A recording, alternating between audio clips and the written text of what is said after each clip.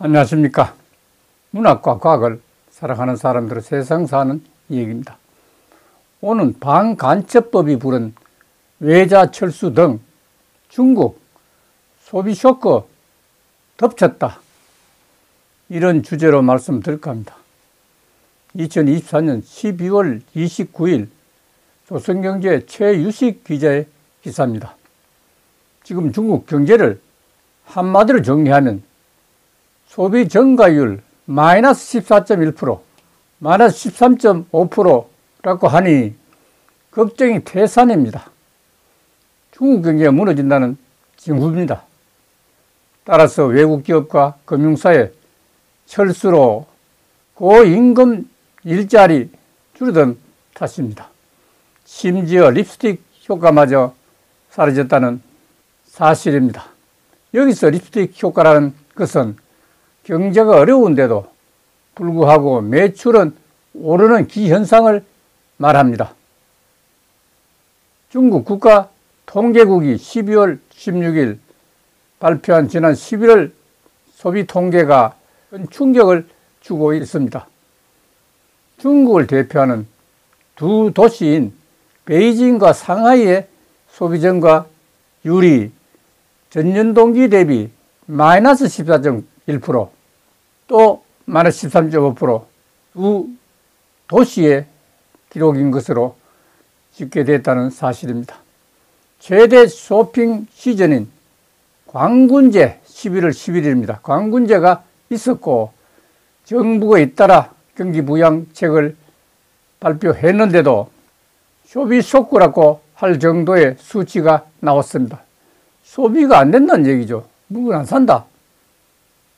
중국 전체 11월 소비 증가율은 3.0%로 지난 10월 4.8%보다 낮았지만 감소한 건 아닙니다. 다만 세부적으로 보면 중국 경제가 얼마나 어려운지를 알 수 있다는 놀라운 사실입니다. 예를 들어 보면 화장품은 마이너스 26.4%, 통신기기는 마이너스 7.7%, 석유제품은 마이너스 7.1%, 건물보수는 마이너스 5.9% 등의 하락폭이 너무나 큽니다. 베이징과 상하이의 소비 폭락은 외자 철수가 주요 원인이라 분석입니다. 다 철수한다는 얘기죠. 작년 7월 반간첩법 시행으로, 반간첩법은 한마디로 국가 안위에 관한입니다. 특히 공산주의 국가에서는 간첩이다 하면 간첩이 되는 겁니다. 방법 없습니다. 그러니까 간첩, 종교, 관공서, 촬영, 시위, 하여튼 반국가 행위는 전부 반간첩법입니다.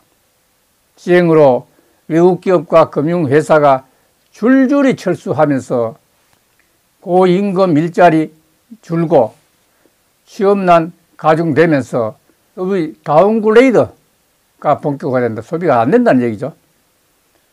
그 이유로서 첫째, 중국 경제 지표를 나타내는 베이징, 상하이, 홍콩, 중국의 제일 큰 도시죠. 베이징, 상하이, 홍콩이 나란히 소비 급감하고 있다는 사실입니다. 안 산다는 얘기입니다.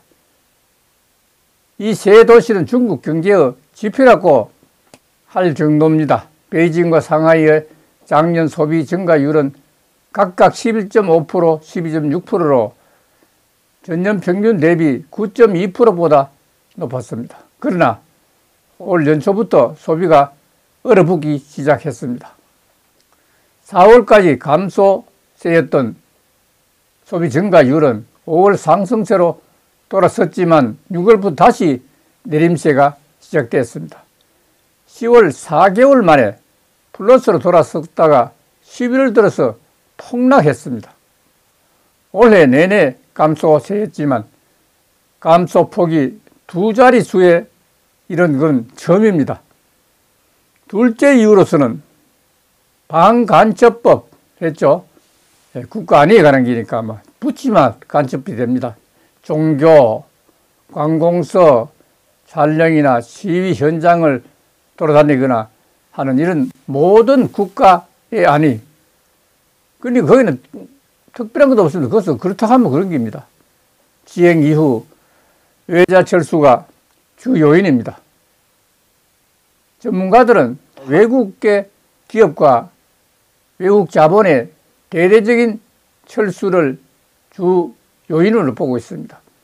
중국 내 외자 기업과 외국 자본은 반간첩법, 도입과 미중 경쟁으로 경영 여건이 어려워지자 작년부터 줄줄이 보따리를 싸고 돌아가고 있습니다. 자기 나라로. 베이징과 상하이는 외국 기업과 금융회사의 중국 내 본사가 집중된 곳입니다. 외국계 기업이 떠나면 그곳에서 근무하던 외국인 임직원도 함께 철수할 수밖에 없습니다. 현지 고용한 중국인 거래들도 일자리를 잃게 됩니다. 베이징대 구조경제학연구원의 선홍 연구원은 싱가포르 연합조합 인터뷰에서 철수하는 외국인 직원, 해고된 외자 기업, 중국인 직원은 모두 고소득군에 속한다고 하면서 이런 일자리가 사라지면서 소비자 크게 줄어들었다고 했습니다. 중국도 사라질 때가 되었다는 것 같다는 생각을 하게 됩니다. 너무나 중국은 나쁜 짓을 많이 했기 때문에 그 벌을 받는 그런 형태가 아닐까 하는 생각을 해보게 됩니다. 그럼 오늘 여기서 마치겠습니다. 감사합니다.